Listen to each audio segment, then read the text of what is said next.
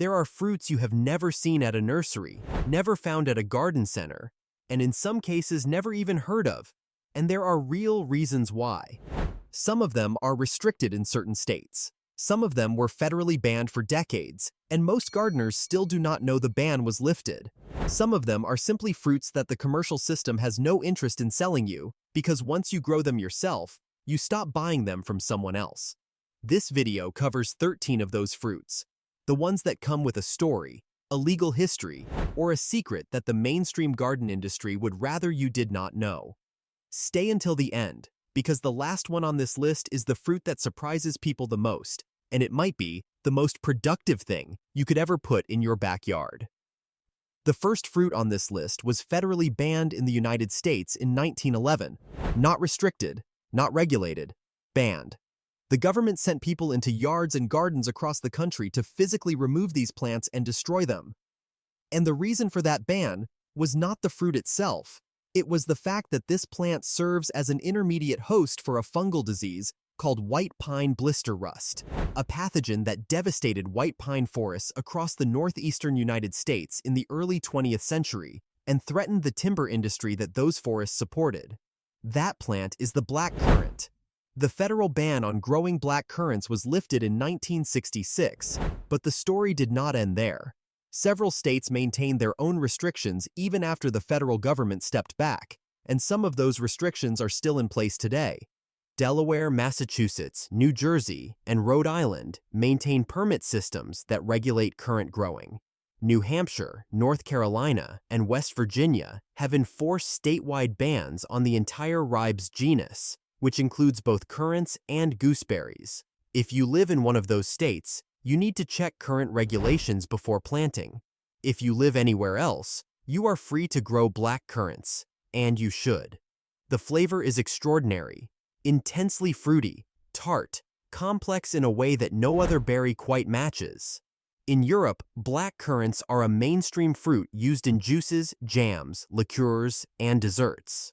In the United States, they are almost completely unknown precisely because of that century-long ban and the cultural gap it created.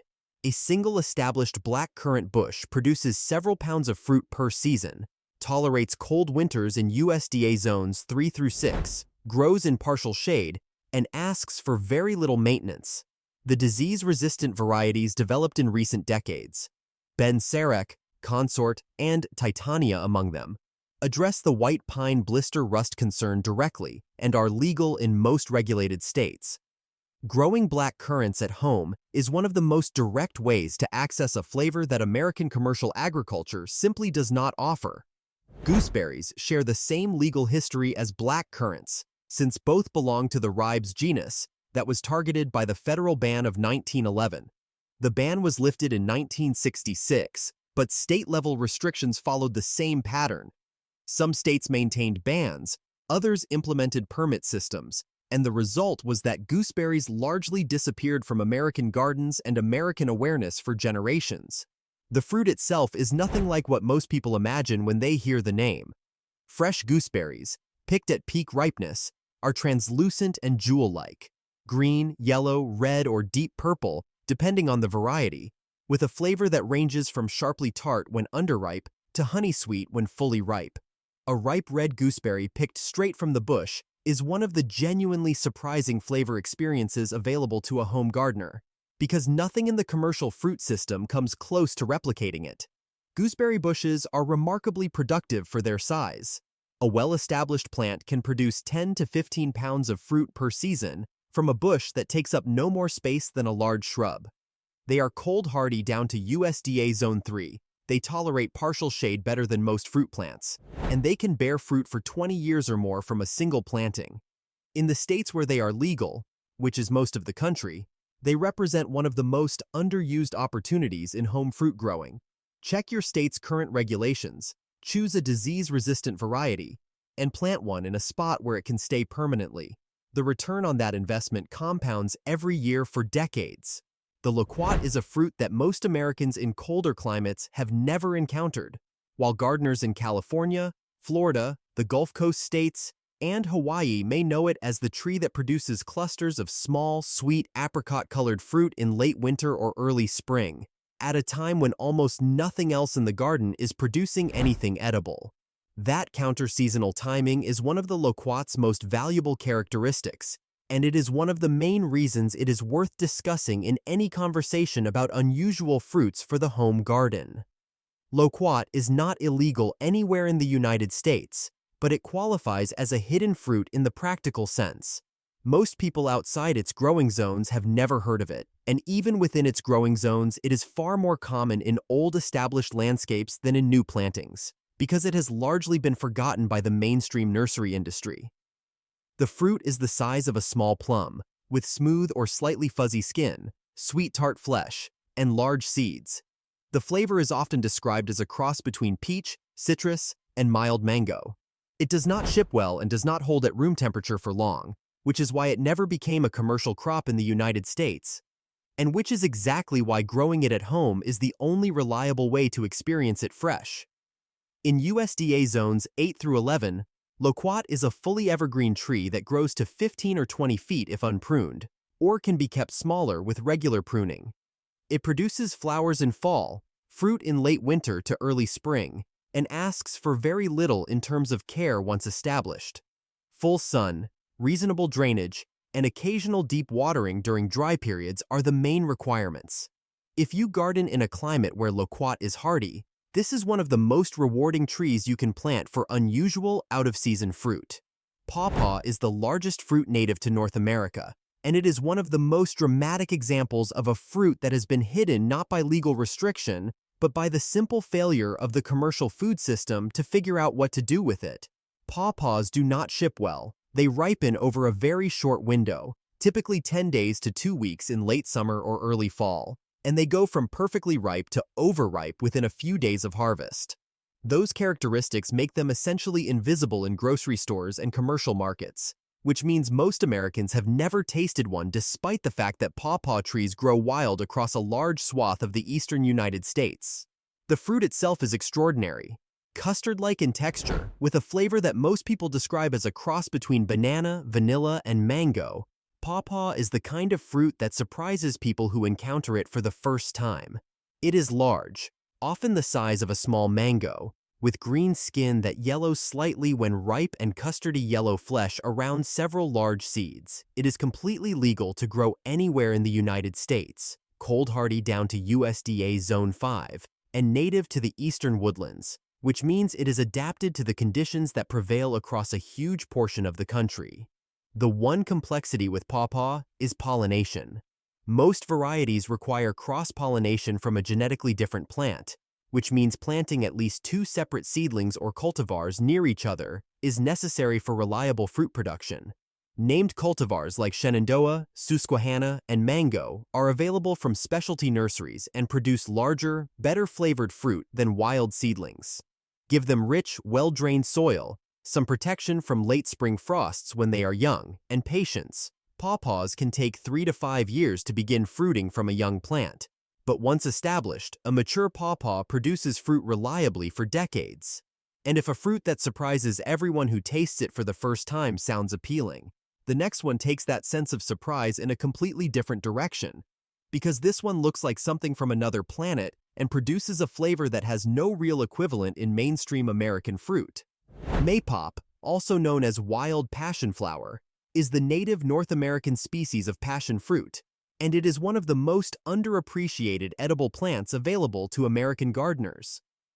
The flowers alone would be worth growing for, large, intricate, and almost impossibly beautiful, with a structure that looks engineered rather than evolved, in shades of purple, white, and lavender. But the fruit that follows the flowers is also genuinely edible, producing a wrinkled yellow pod when ripe that contains sweet, aromatic pulp, similar in flavor to the tropical passion fruit sold in stores. Maypop is a vigorous vine, native to the southeastern United States, but capable of growing in USDA zones 5 through 9, with some protection in colder climates. It spreads by underground runners and can become assertive in the right conditions, which is one reason why some gardeners approach it with caution. But for the home gardener who wants an edible vine that produces spectacular flowers and actual fruit, Maypop offers something that very few plants can match. It is completely legal to grow throughout the United States. It is not restricted anywhere. It is simply absent from most nurseries and garden centers because commercial demand has never been strong enough to justify stocking it. Specialty native plant nurseries carry it, as do some online suppliers, and seeds germinate readily for gardeners who want to start from scratch. Give it a sturdy trellis or fence to climb, full sun, and reasonable soil, and it will reward you with flowers from midsummer onward and fruit in late summer or early fall. Elderberry occupies an unusual position in the American gardening landscape. It is native to North America, grows wild across most of the eastern United States and much of the West, produces edible flowers and fruit, and has been used medicinally and culinarily for centuries. It is not illegal anywhere. It is not particularly difficult to grow, and yet most American home gardeners have never planted one, and many would not recognize the plant if they saw it growing along a roadside or at the edge of a field. The berries are small, dark purple to black, and produced in large flat-topped clusters called corymbs that can contain hundreds of individual berries. They are not palatable raw. The raw berries contain compounds that cause nausea in most people, and they need to be cooked before eating. But cooked elderberries produce some of the most intensely flavored jams, syrups, wines, and pies of any fruit available to the home gardener. Elderberry syrup in particular has become popular in recent years as a home remedy, and growing your own supply means having access to fresh, abundant material every fall rather than paying significant prices for commercial products of variable quality. Elderberry shrubs grow quickly, reaching 8 to 12 feet in their first few years. They prefer moist, rich soil and full sun to partial shade. Named cultivars like Bob Gordon, Adams, and Nova produce larger berries and higher yields than wild seedlings. Two different cultivars planted near each other improve pollination and fruit set. In USDA zones 3 through 9, elderberry is a reliable, low-maintenance fruiting shrub that most gardens could support easily, and that most gardeners have simply never considered planting. Che, also known as Chinese mulberry or kudrang, is a fruit that almost nobody in the United States has heard of, and that is a genuine loss for anyone who enjoys unusual fruit. The plant is a small to medium-sized tree related to mulberry and fig, producing fruit that looks like a small, bumpy red mulberry, but tastes more like a watermelon crossed with a fig, sweet, mild, and juicy in a way that is immediately pleasant even for people unfamiliar with the flavor. It is not particularly restricted anywhere in the United States, but it is essentially invisible in mainstream nurseries, available only from specialty fruit tree suppliers who cater to enthusiast growers. Che trees are cold-hardy to USDA Zone 5 or 6, drought-tolerant once established, and relatively pest-resistant. They produce fruit on a tree that is ornamental in its own right, attractive lobed leaves, interesting bark, and an overall shape that works well in a backyard landscape. The fruit ripens in fall, persisting on the tree for an extended period rather than dropping quickly the way mulberries do, which makes harvest more manageable. A single tree can produce fruit without cross-pollination, though planting a male tree nearby improves yields. The reason Che is not more widely known is simple. It has never been commercially developed in the United States. There is no distribution network, no established market, and no reason for mainstream nurseries to stock it. For the home gardener who wants to grow something genuinely unusual that produces real, edible, delicious fruit, Che is one of the most interesting options available. Medlar is a fruit with a history that stretches back to ancient Rome, that was enormously popular in medieval Europe, and that virtually disappeared from Western gardens and kitchens sometime in the 19th century when it was displaced by the easier-to-handle fruits that commercial agriculture began supplying in abundance. Today, it is a genuine curiosity, a fruit that most people have never encountered, that looks strange, ripens in an unusual way, and produces a flavor that has no real modern equivalent. The fruit ripens in late fall and must go through a process called bledding before it is edible, essentially a controlled over-ripening in which the flesh softens, darkens, and develops a complex, sweet-spiced flavor that most people describe as apple butter or spiced applesauce crossed with something more exotic. The medlar tree itself is small and ornamental, with attractive flowers in spring and good fall leaf color, making it a worthy addition to a garden even in years when the fruit is not the main attraction. It is cold-hardy to USDA Zone 5, tolerant of a range of soil conditions, and completely legal to grow anywhere in the United States. Like Che, the reason medlar is absent from American gardening culture is purely commercial. There is no infrastructure for selling a fruit that requires special handling before eating and that most consumers have never heard of. For the home gardener, that same obscurity is part of the appeal. Growing medlar means participating in a fruit-growing tradition that predates commercial agriculture by millennia and that very few people in the modern world have access to. Mulberry deserves a place on this list not because it is restricted, it is not in most forms, but because one particular aspect of mulberry growing is genuinely regulated in some parts of the United States, and because the reasons for that regulation reveal something interesting about how local governments think about urban trees and landscaping. Several cities and counties across the country, particularly in the Southwest, have banned the planting of fruit-bearing mulberry trees specifically because the fruit-stained sidewalks attracts birds that create mess in urban environments and generates complaints from property owners dealing with fallen fruit. The fruitless mulberry varieties that are widely sold as ornamental trees are not subject to these bans, but the fruit-bearing species that produce the actual edible mulberries are restricted in some urban areas. Outside of those specific local ordinances, mulberry growing is legal and genuinely rewarding. White mulberry, red mulberry, and the hybrid varieties produce sweet, juicy berries in extraordinary abundance, more fruit than most families can consume from a single established tree. The berries taste like a cross between blackberry and raspberry, with a distinctive sweetness that makes them excellent for jams, wines, and fresh eating. The tree requires minimal care once established, is cold-hardy in USDA zones 4 through 8 depending on the species, and produces fruit reliably year after year without the intervention that most fruit trees require. Hardy kiwi is the fruit that makes the most people say they wish they had planted it years ago once they discover it exists. It is the same species that produces the fuzzy kiwi fruit sold in every grocery store in America, reduced to a grape-sized version with smooth, edible skin and a flavor that is arguably more intense and more interesting than the familiar large kiwi.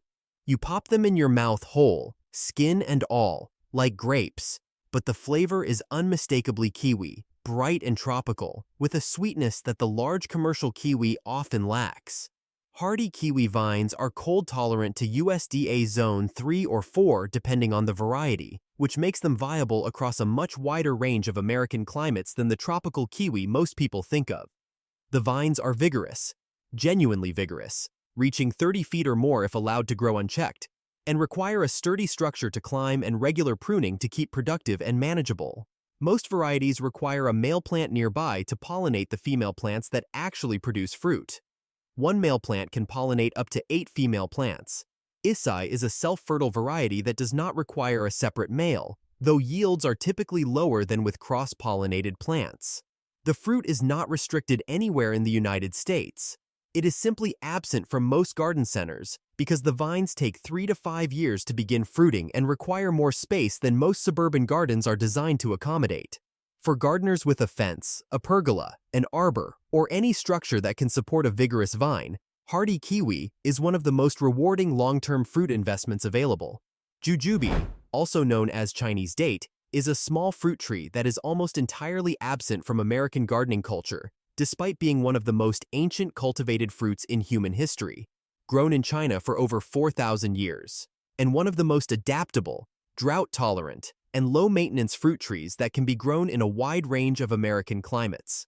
The fruit looks like a small date when dried, and like a small apple when fresh, with crisp, sweet flesh that tastes somewhere between apple and date depending on ripeness.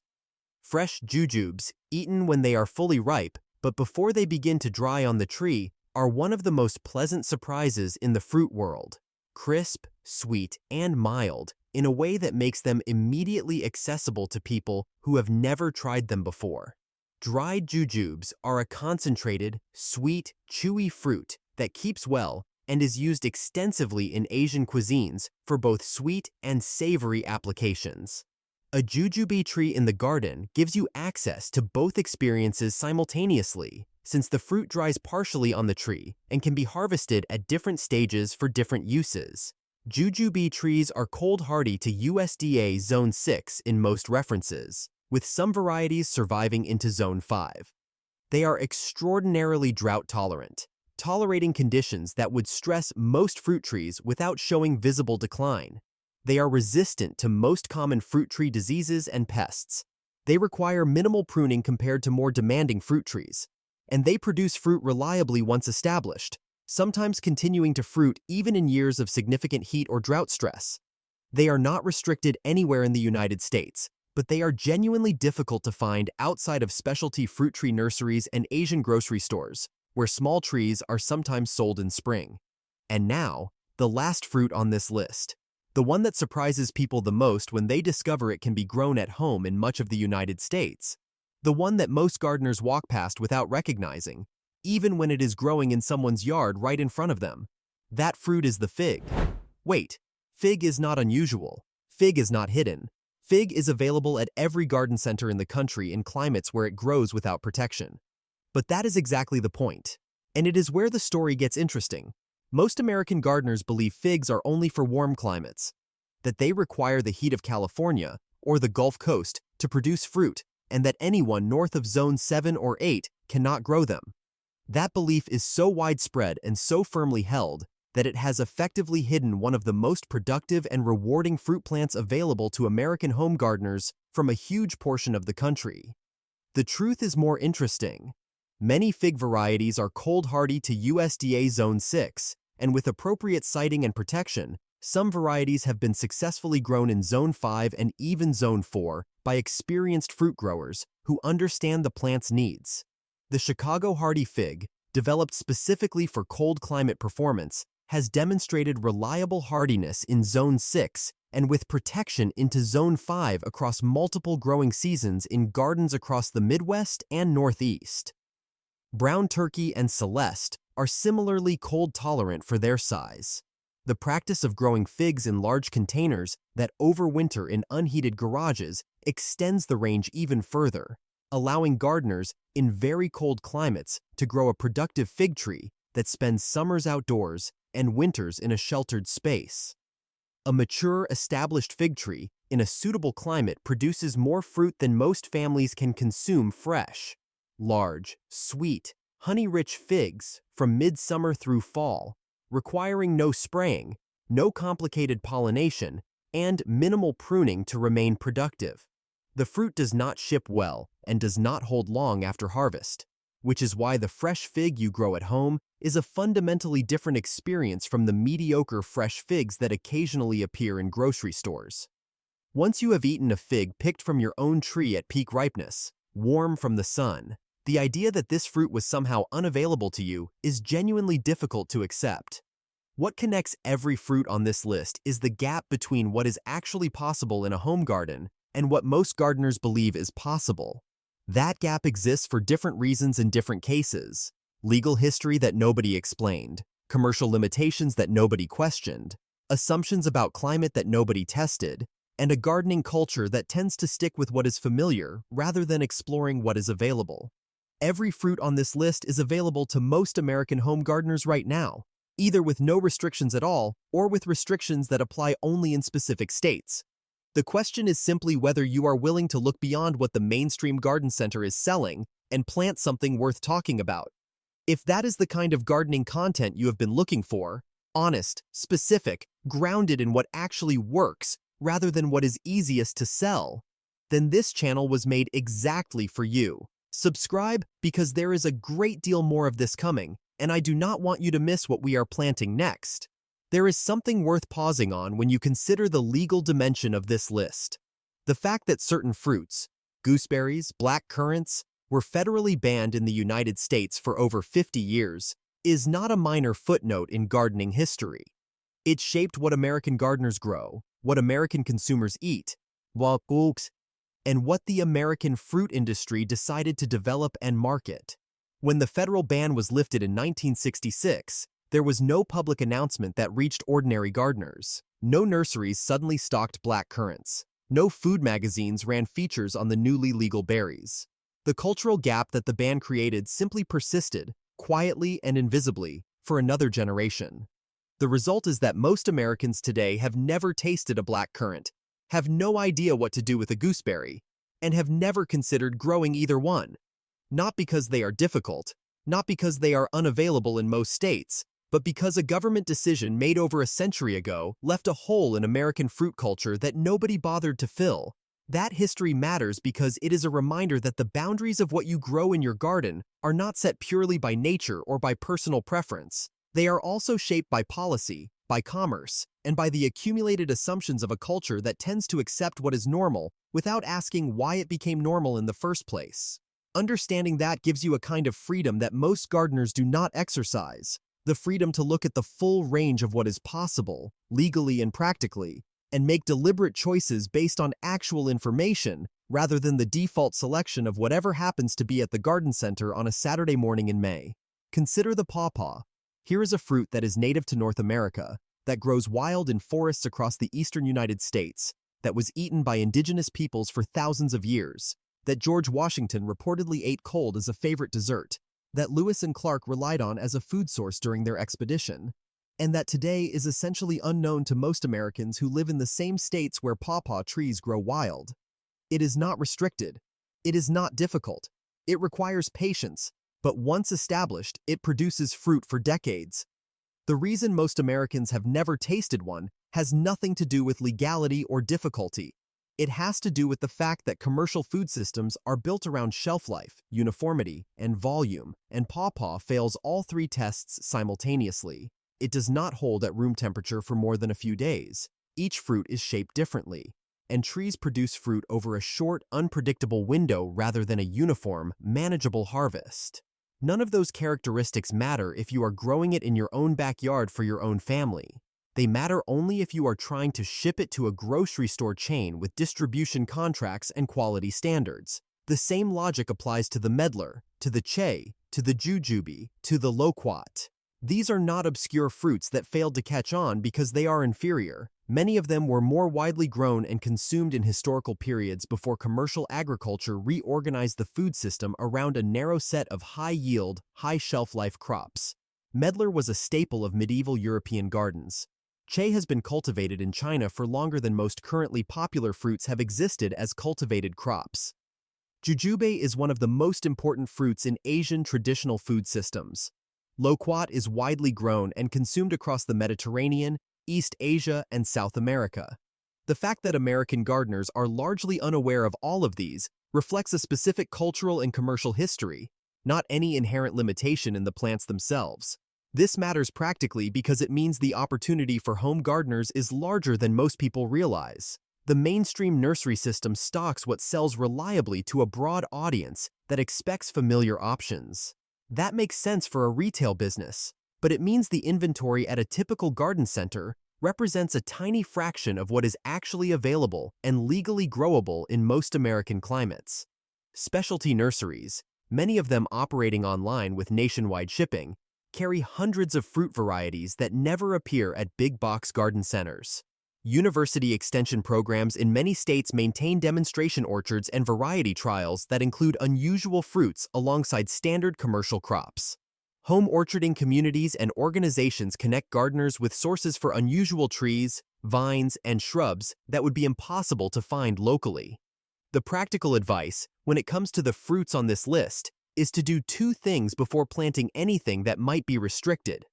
The first is to check your state's current regulations through the State Department of Agriculture website or your local cooperative extension office. Regulations change over time, and the information available online is not always current. For the ribes family, the gooseberries and currants, this step is genuinely important, since several states do maintain active restrictions, and they vary significantly from one state to the next. For the other fruits on this list, this step is largely a formality, but it is always worth doing.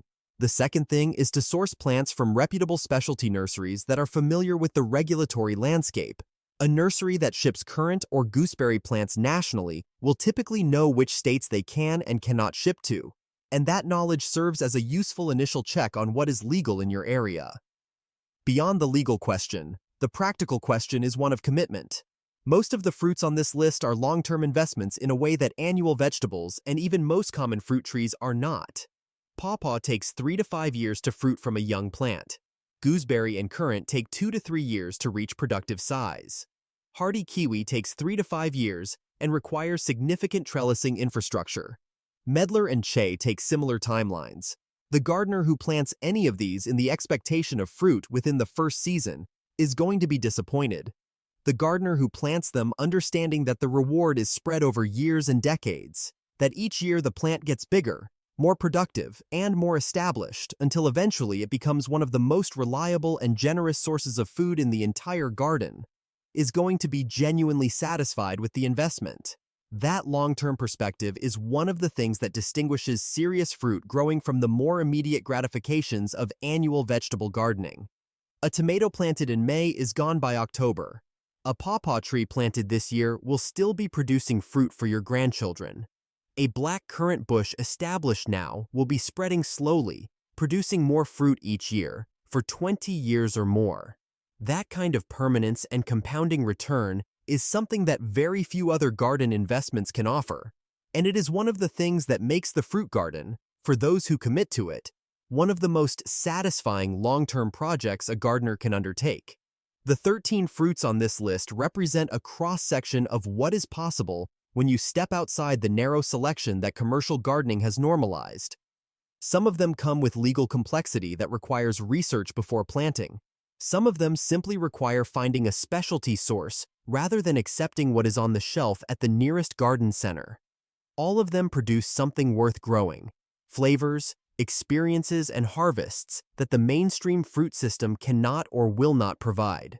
That combination of the unusual, the historically interesting, and the genuinely delicious is exactly the kind of gardening that turns an ordinary backyard into something worth talking about.